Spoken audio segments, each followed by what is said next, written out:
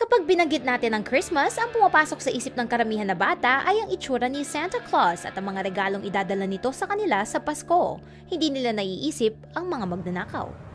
Tatlong Japanese na teenager ang naaresto noong Martes dahil tinangka nilang isnatch ang isang bag na may laman na 55,000 yen o $550 noong umaga ng December 24. Sila rin ay naakusahan ng pagkasangkot sa 8 kasong ganito sa Tokyo noong Disyembre. Isa sa mga kaso ay ang pag-asulto sa mga babaeng nakatakas pero nasaktan nang sila ay nadapa at nahulog. Ang gang na ito na may teenager sa edad na 16 hanggang 19 ay haharap sa mga kaso ng robbery at assault. Umamin daw sila sa kanilang mga krimen at sinabing nais lang nilang kumita ng pera na pwede nilang gastusin sa kanilang mga girlfriend sa Pasko. Kung ganon, bakit hindi na lang sila kumuha ng part-time na trabaho? Ang mga getaway scooters ng mga magnanakaw ay kanila ring ninakaw.